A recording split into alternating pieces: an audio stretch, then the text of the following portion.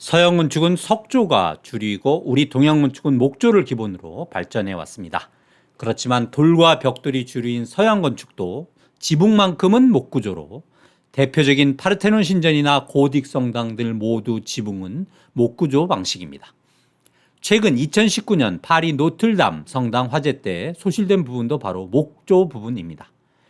같은 목조지만 동양과 서양은 지붕 가구법에 큰 차이를 보입니다.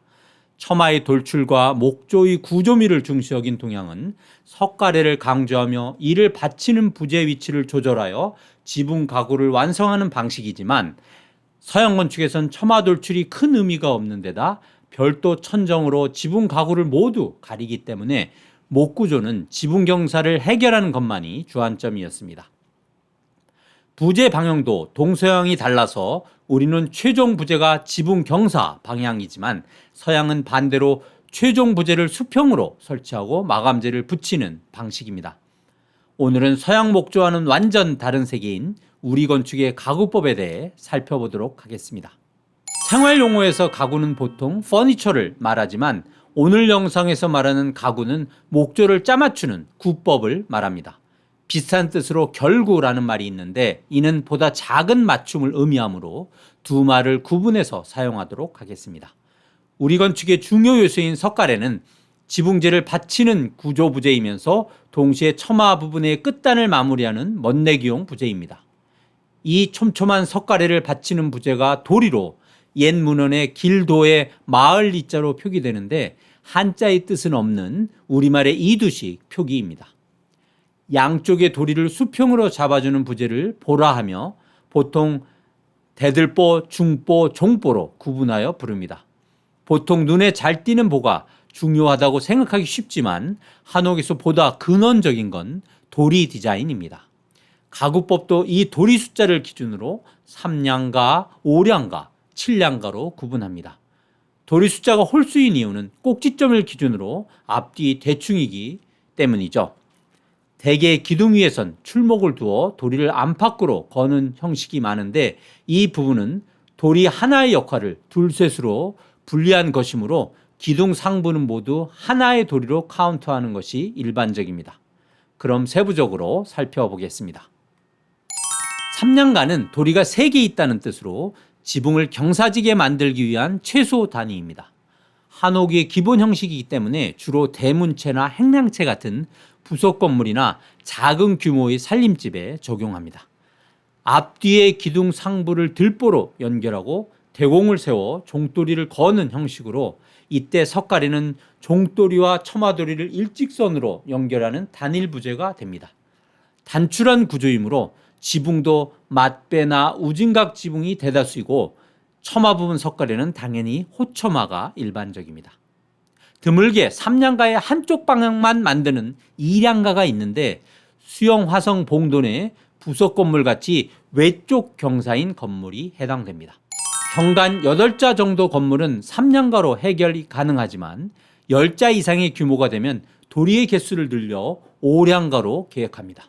3량가가 부속체에 사용되는 기본 구조라면 5량가는 주택의 안채나 사찰의 전각 등에 사용되는 중규모의 가구법입니다. 앞뒤의 평주 사이를 장통보를 보내고 대공 위에 도리를 얹는 방식을 이평주 5량가라 하며 높은 기둥인 고주를 전면 혹은 후면에 두어 택칸을 두는 방식을 일고주 5량가라 합니다.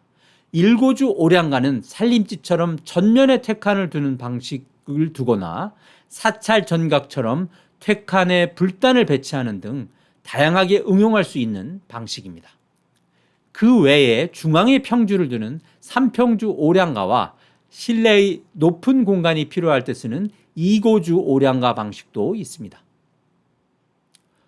5량가를 변형하여 후면에 중도리를 생략하는 반 5량가 구법이 있습니다. 도리의 개수는 총 4개지만 4량가라 부르지 않고 5량가의 변형이므로 반 5량가라 합니다. 4량가로 부르는 가구법은 따로 있는데 5량가의 중도리 상단을 수평 석가래로 연결하고 종도리를 생략해 부재와 공기를 절약하는 방식입니다. 주로 살림집에 적용되었으며 경기도 민가에서 간혹 발견되는 형식입니다. 희귀한 사례이므로 실제로 만나면 반갑게 대해 주시기 바랍니다. 오량가에서 돌이 한 층을 추가한 구조가 칠량가입니다.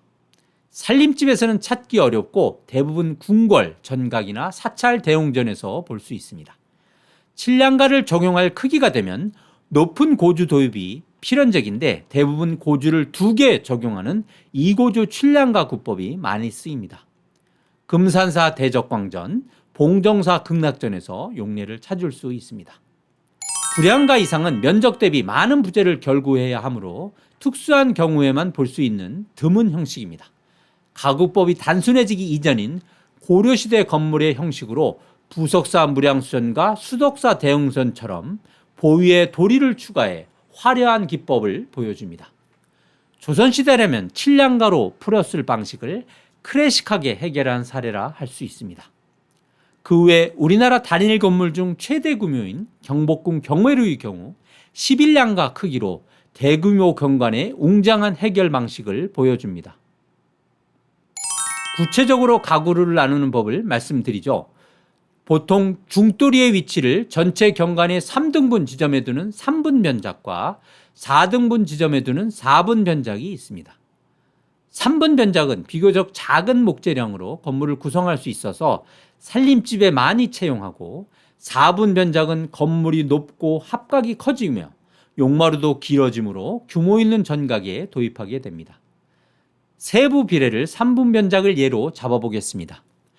기둥 높이와 지붕 높이는 거의 1대1 비례이며 지붕 용마루의 높이의 중심보다 약간 높은 0.55배 위치에 종돌이 하단이 놓이며 높이와 1대1 위치에 중돌이가 잡힙니다.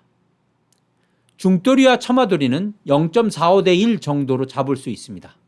이런 방식을 기준으로 지역마다 건물마다 장인마다 융통성 있게 조정한다고 보면 되겠습니다. 우리 건축의 가구는 건물 성격에 따라 도리를 정하고 그에 따라 건물의 높이와 석가래의 기울기 등 모든 비례가 정해지게 됩니다. 우리 건축의 백미인 곡선미와 자연스러움은 모두 훌륭한 가구 디자인의 결과입니다. 가구 디자인이 부실하면 아름다운 한옥이 되는 건 불가능하다고 볼 수 있습니다. 오늘은 우리 건축의 뼈다가 되는 가구법에 대해 말씀드렸습니다. 좋은 영상으로 다시 찾아뵙겠습니다.